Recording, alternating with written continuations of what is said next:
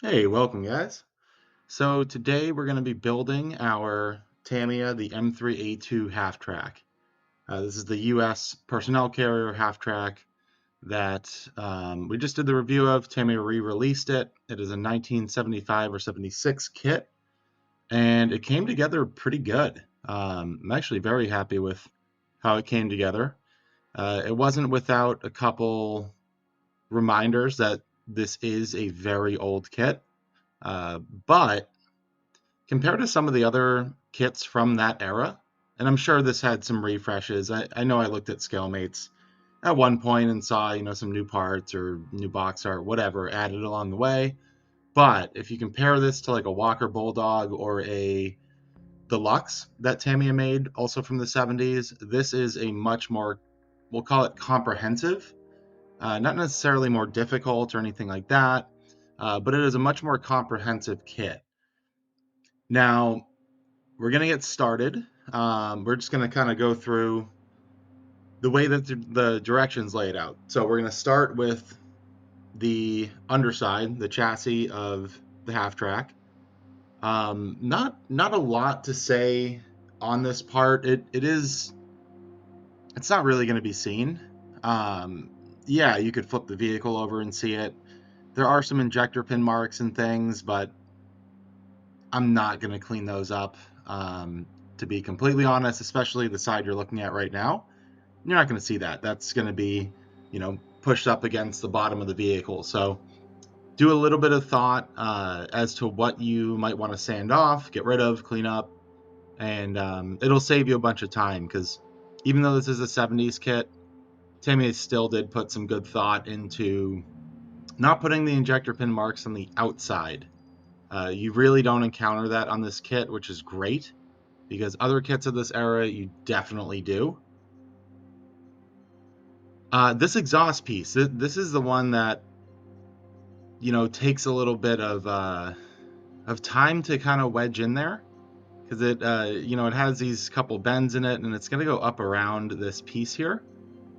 And the directions, they're not unclear about this, but they could, you know, it's just a difficult piece to fit in, really, is what it is. And if you saw, I kind of did that twisting motion. That was the best way I could fit it in. You can't really put it in if you just stick it in straight up. There's no way to kind of get it to curve around those features. But again, a little bend and a twist. There was no moment where I thought it was going to really snap the piece, although it was under a little bit of tension, but nothing crazy. But it takes a little bit of brain power to stop and say, okay, how do I get this to fit in here? Then we're going to move on to the suspension, and the suspension is going to fit, all four pieces kind of fit the same way. There is a little slot for, I guess, the front piece in this case to fit into, and then the back just has a little 90-degree angle piece that kind of fits on the chassis there. So I like to use the extra thin cement, obviously, as my cement, but to kind of hold pieces in place. So if you put a little bit on that little notch, hold the piece there for a second, it'll kind of hold it there, right? It's almost like temporary tape. Obviously, it ends up drying, um, but you can kind of go back and adjust things from there. You have obviously like a minute or two to kind of adjust pieces. And then that is another suspension. This is now on the, trying to think here, this is now on the front of the vehicle. We'll see. Pretty sure this is the front of the vehicle now. Um, it's hard with all the turning around and upside down pieces. So this is just going to go on the same way. There's not a ton to say here. I think people could say this needs more detail on the bottom side, but for something that is really completely not visible on our kit, I think this was the perfect amount of construction, at least for me, for something that we're not going to see. There's maybe one small kind of fiddly part There are the two like tow hooks on the front if you want to count those as 2 and 3, but there's really nothing small and annoying about this build. This little cylindrical piece in the front, this is a little bit interesting. Now, you kind of have to hold it, and being a 1970s kit, it's the chassis wanted to pull out, outwards from that cylinder, so I didn't film it, but you could see me kind of holding it in place there. You have to hold that piece together until it's dry. There's really no other way to do it. I don't know if maybe my kit just was a little bit more warped than others. I've seen that if you watch my Crusader video, the barrel that was almost pointing in opposite directions. Sometimes you just gotta hold these pieces together. The steering, this is a pretty well engineered part. I mean, it is a really well engineered part for a 1970s kit. If you really think about it, I mean, there's pieces that snap together here. Obviously, you have to watch where you glue.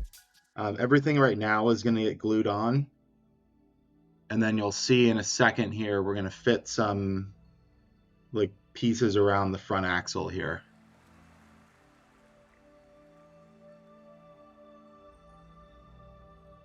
But fit wise, everything goes together as you would expect. There might be some slight things like that cylinder shape, maybe you get a hold and everything like that, but the fit is perfect. Once you get it in there, once you get the glue on it, and you let it set. There was one moment where I used a little bit of thinner, or not thinner, sorry, a little bit of putty on this kit, and I didn't even bother cleaning it up because it's in such a spot that the light isn't going to let you see where it is, but we'll get to that in a second. There are poly caps on this kit, which I very much appreciate. I like to be able to take the wheels on and off, especially for the purpose of, building it and making a video of it. I like to be able to assemble the kit fully, but even for myself, I like to be able to do that and then take pieces on and off as I wish. And you're starting to see modern kits not having poly caps, which I don't understand. It doesn't affect the construction of the wheel or, the engineering of it or anything. It just, I don't know. But there you see, that's for another day, I guess. There you see we've got the front axle built, and it has that little piece that goes from end to end that snaps right in place. You can obviously glue it if you want, but that's going to allow your wheels to go left and right. And if you want to pose it in a diorama, something like that, that's what that use is going to be for. Otherwise, it's a gimmick. It's a negative word, gimmick, but it's still cool, right? It's still cool to build it and to see it, but it doesn't do all of us that much. But pretty cool to see what they could do in the 70s compared to what some kits still can't do today. I thought it was very interesting. Obviously, a couple videos ago on my channel, you'll see I built the Tacom Halftrack, the small size German Halftrack, and fully workable rear suspension. Has all these other cool features in it, and the front wheels don't turn. So, like, why bother having workable suspension if the front wheels? I didn't design the kit. They probably had a better reason than I can come up with, but it's a feature, again, that 40 years later, people still aren't fully including. So it's pretty cool. These little rods that are going to feed from the axles inward, they do have to be stretched a little bit. You'll see once I glue, especially on this rear axle here, you're going to see it kind of come out a little bit once I fit that piece in. And again, you're going to want to get them glued right before you attach this piece in, because it is too tight to get it in there afterwards. But you don't want it fully set in place, because again, there's going to be a gap there. When you dry fit it, you'll see that it's a little bit too short. And they both are. It's just the rear axle is definitely too short. The front one you could get away with. The rear one, you're going to want to play with it. That's a good shot to show you that it's not going to fully settle into place there. Now, again, you won't see this. If you pick up the model and you inspect it, you will, barely, but it's not visible when the model is just sitting there, right side up. So just something to keep in mind depending on what you want to do with this kit.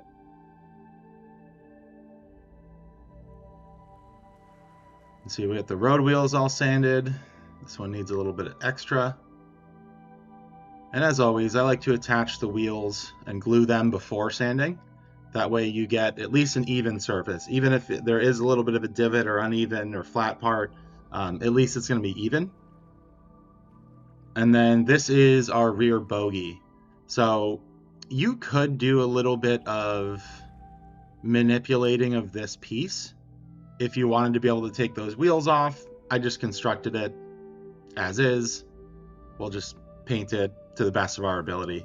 But it is pretty easy to make the American bogeys, so that you can take the wheels off. Obviously, don't apply glue to the bottom side like you'll see us doing.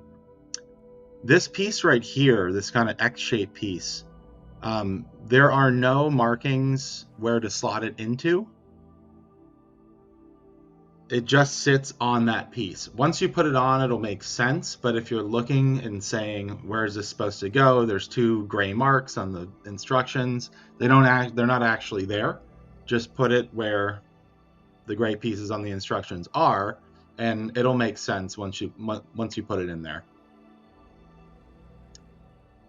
And then we're going to get the front wheels built up. This is a little bit of interesting of a piece here. You're going to have to put some glue inside first. Obviously, you want to make sure you're not going to put any glue where the poly cap goes, but I just got to, in there in that little rivet, and then kind of pop the inside in later, or else it's going to be very difficult to kind of feed that glue brush down into there. So there is a large seam on that piece, but it doesn't matter because the rubber wheel is going to go over it.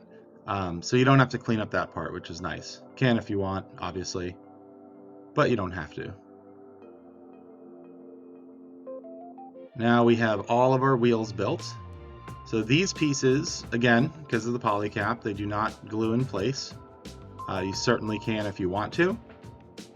Especially, these pieces, it's nice that they turn if you want to paint it with the rubber on, which we might do, we might not, depending on, it's nice to be able to take the rubber off so you can get that separate, that separation of paint. You don't have to overpaint or have the risk of overpainting, have to think about it, and then have a perfect paint job in the end. That is definitely an option. And then when we put the bogeys on, there's going to be a piece in the middle that attaches it. So you can see I've already glued it to the piece that's lying on the instructions. I let that other bogey set up on there, and then we're going to feed those together and get the glue in there. That piece does fit very well. There's no, adjusting like we had to do on the other rods there in the engine. And that pretty much completes the bottom half of our vehicle. Again, I think it is the perfect amount of build for, again, something that we're not going to see. I do enjoy the part of building models that is gluing plastic together, but it's more than that, right? It's about seeing how these pieces actually went on, about seeing how this vehicle actually operated. Right?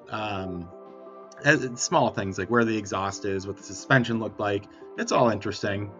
It's just that we're not going to see it, so I like to spend some time on it. I don't need to spend 3 days building it with a bunch of parts that, instead of concentrating on how cool the vehicle is, I'm concentrating on where the heck did the part go that I just flung into the atmosphere with my pliers or tweezers. There are a couple small parts. We're starting to construct the inside of the driver compartment here. Obviously, steering wheel rod, shifters, like the gearbox, everything like that. steering wheel rod. Nothing, again, too crazy, but we will come back to this piece in a second, and well, like 2 times, because there are some little intricacies here. Once we get these side door panels on, you're gonna see here on the right side, right where I'm putting glue right now, there's a big gap, and there is no sealing that gap without putty, obviously. But it doesn't matter how hard you press that together. I don't know if anybody else has had that issue, but there is a noticeable gap. Now, the dashboard here, I would recommend waiting. I had to pry this piece off later, so didn't end up making a mess because it's only glued there, and we're going to move it up on the same kind of piece. It fits in very nicely now. The instructions tell you to put it in now. I would wait only a couple steps, just for when you put kind of the top portion on. It'll leave a gap at the bottom, but it's better than having a gap at the top, in my opinion. So you'll see when we get to that point that I kind of fix that. Now we're going to get headlights. This is definitely fiddly, but I guess headlights are always fiddly. So take it with a grain of salt. It's no more fiddly than, you know, any other small lights that I've put on with those light guards before. So you see, it's hard, I know, to see, but with me moving it around. But once you put this piece on, see that gap there?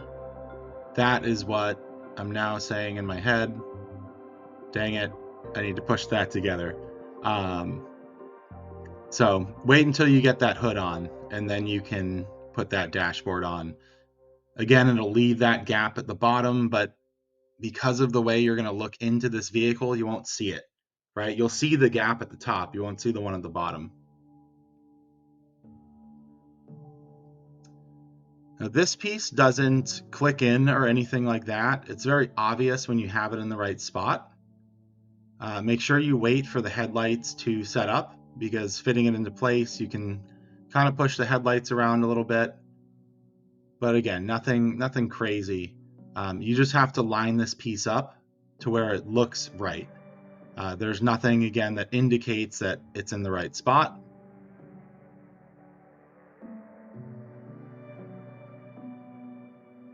Now, the next thing I'm going to have to figure out is how to do more construction on my workbench.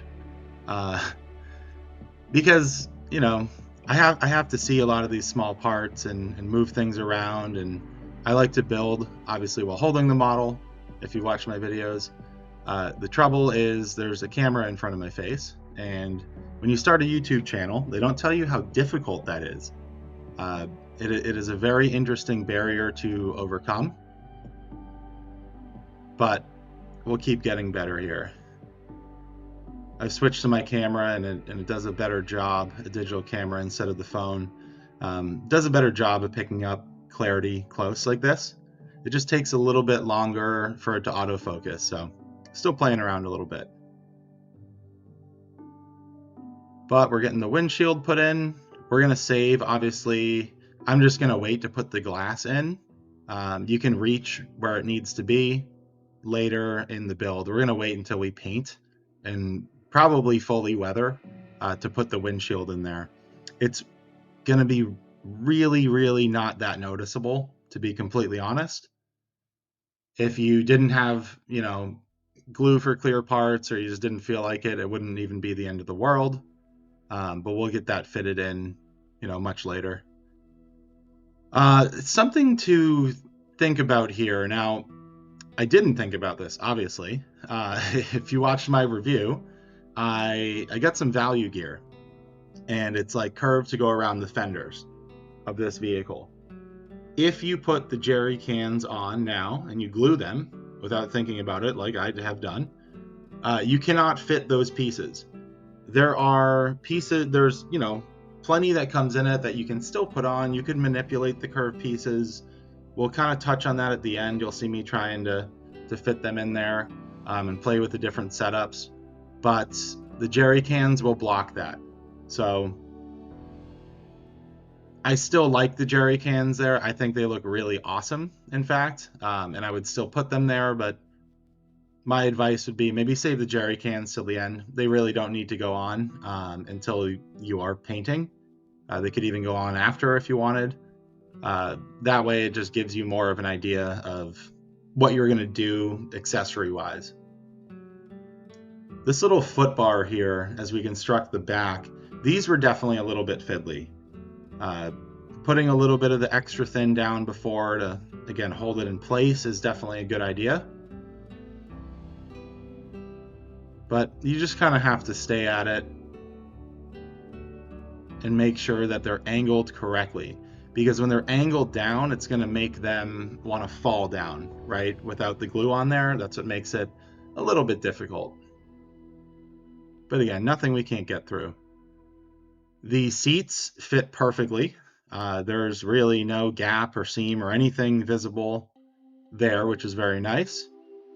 You could easily, if you wanted to, save this and paint it separately, paint the seat separately, that kind of thing, again, to minimize the risk of overpainting and things like that, but I just put them in. You'll be able to reach them very easily with a brush later. But it's always something to think about, what you'll be able to reach and what you won't be able to reach. There is a lot of open viewing space on this vehicle, so we are going to want to make sure that everything can be reached and painted and weathered at least good enough. It's really only the driver compartment that isn't going to get a lot of light in it. The side panels, you'll see the one on the left hand is cleaned up and the one on the right is not. There are some I wouldn't even call them large, but somewhere along those lines, injector pin marks. It's not horrible, but the inside panels of this kit do need to be cleaned up. A lot of them will be visible. You'll see,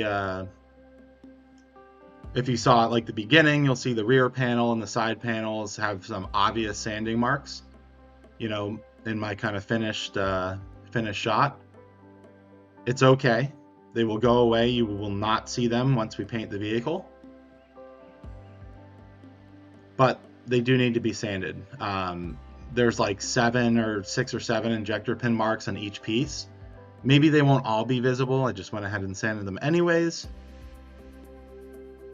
But they are definitely there.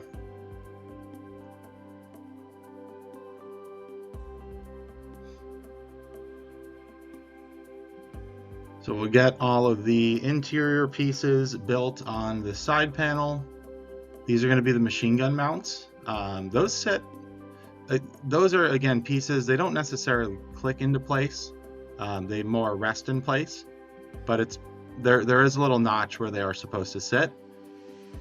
I would again advise putting the glue down beforehand and then fitting the piece in place. You can always put more glue afterwards, but if you don't, they won't hold in place. It's not a brand new Tamiya kit, right? It's from the 70s. So even though it's very good, there's still pieces that they will not click into place. You can see in that shot there, I used a little bit of putty around the inside of the axles. Not axles, sorry, fenders. There's a slight gap there. Now, I was more testing. I got Ammo's, what is it called? The putty surfacer.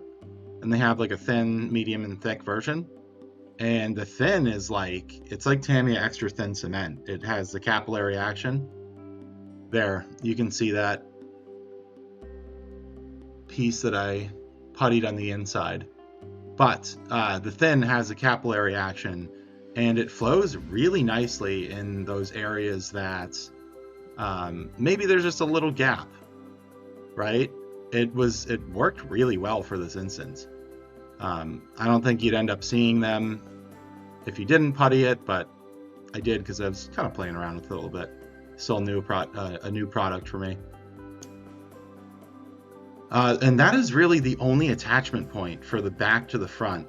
Now it ends up working fine once you cement it to the chassis, but at first there's not a whole lot holding the front and the back together. You could easily leave these pieces separate right now if you wanted to. It'd probably be a smart idea to start painting the driver compartment at this point. But for the sake of the video and everything, and the fact that I'm hoping I can still reach inside the driver compartment, I did not paint it separately. So we'll see how difficult that makes it later, but I think it should be fine. Now we're going to put the rear panel on. Again, there was quite a bit of sanding. You can see all the sanding marks. I use a 320 grit sanding stick. That being said, that is a little bit rough, I think. I want to say when I first started using that particular sanding stick, it was too rough. I would use it, and then I'd start going down to, I don't know, 600 grit, 1200 grit, 15, whatever, and work my way down.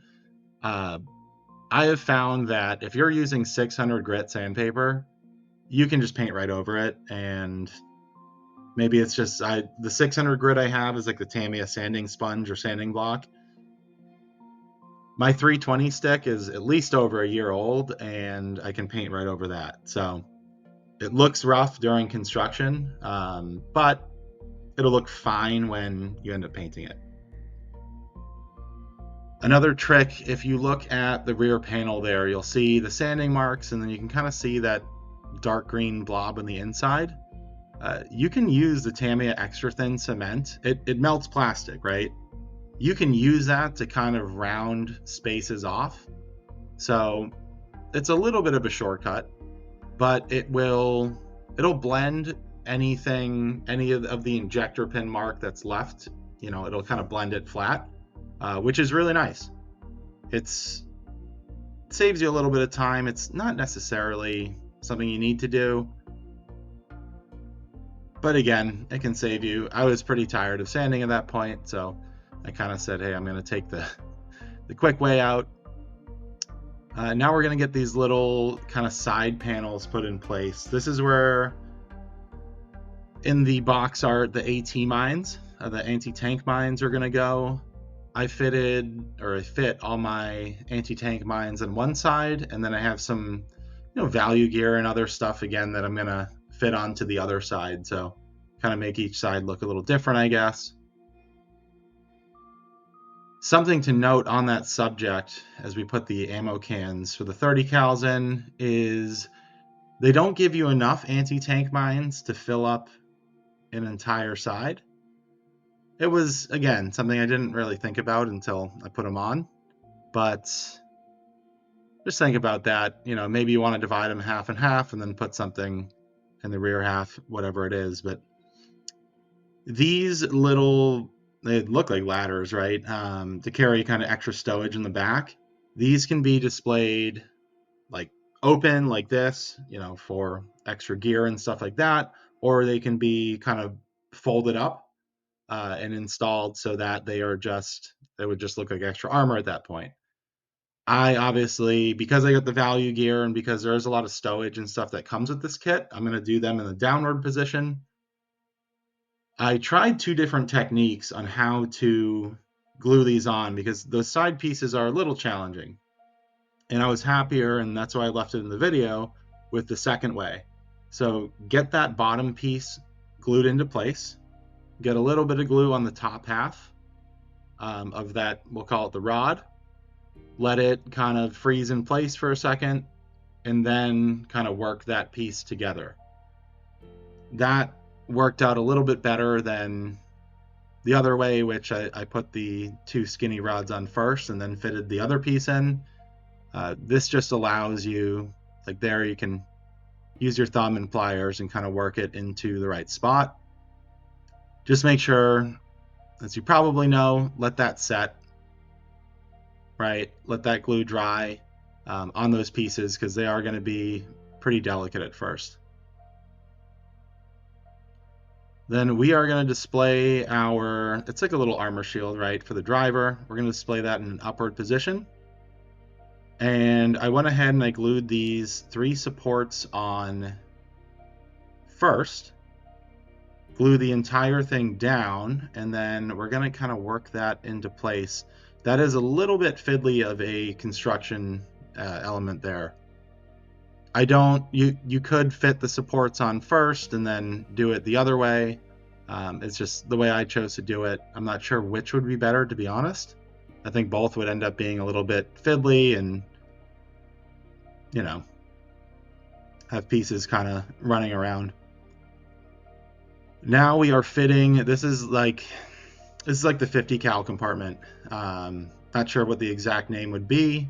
Turret ring, I guess, for the 50 cal that's going to go over the passenger seat. I'm not sure in real life. It's hard looking at some of these reference photos, right? Because they're grainy and they're old. I'm not sure what the texture would have been on that. On this kit, it's very, very flat. There is no texture or detail on it. I'm not sure. It ends up looking fine once you put everything on it. I'm not sure if that's accurate. If it's not, again, I'm not a rivet counter, but maybe some like rough texture there. You could, put some surfacer or something on it to kind of rough it up a little bit. I'm doing mostly an out-of-the-box build, so it was also an $18 kit or $20 kit. I'm not going to go that far with it, but something to think about if you're looking to build this vehicle and do a little bit more maybe. Because there you can see it's pretty plain. Once we fit the bottom of the chassis on, there are very few actual connection points. I think there were 3 in total. There's one in the front, and you see I had to wedge the grill into that one spot. It snaps in once you wedge it in, but at first you're kind of sitting there saying, this piece isn't going to fit. You just have to give it a good shove and it will fit, but that is like the main connection point there on the back, and then the one at the front, obviously we showed earlier. And I'm putting a little bit more glue on it just to make sure there. Again, you can see I did apply some putty on the inside fenders, but I'm not going to bother cleaning it up. We'll just put some mud in there and we'll call it a day. That Ammo by MIG surfacer putty it's pretty, it self-levels. So if you do get extra anywhere, it's not going to be noticeable. And then this has got to be like a new thing added to this kit. I don't think it's not brand new. It's not from 2024, whatever year we're in, but it's definitely not as old as 1976. The plastic is a different color. It is what the extra troops come in, probably from like the 80s or something. The AT mines and some other accessories are in this lighter plastic. So I can only assume it was added to the kit and it's not original. So we're going to put there's 2 radio boxes or radios that are going to come in there. And I just did my best. There's not a ton of places inside. The instructions are not clear where to put that, to be completely honest. You cannot see, at least I can't. I still have very good vision and I couldn't make out at all where they're supposed to go. So there's one spot you'll see I put them behind that kind of middle seat. Behind the driver's compartment, I stacked one on the other, and we'll just have to do our best with it. But there weren't a lot of options on where to put it. And then again, like I said earlier, we're going to get our AT mines all put in place here. They're going to be olive drab and everything, so they'll be the same color as the vehicle. So we're just going to go ahead and we're going to add them now. I end up cementing those in place.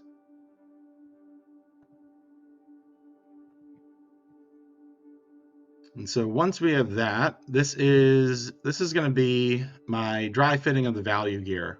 As we wrap up this video, you'll see why the jerry cans don't, you could save them to the end, why those kind of curved pieces don't fit. But that is something we'll probably address more in the next video, which will be painting and accessories, decals, everything like that. So if you've made it this far, I'd ask you to please like and subscribe. And I hope you enjoyed the video, found it informative. Please comment. I do read and respond to every comment, so would love to hear what you have to say if you built it, whatever. But I look forward to seeing you on the next video. I will leave you with the finished product and everything like that for the last minute or two. And again, thanks for watching.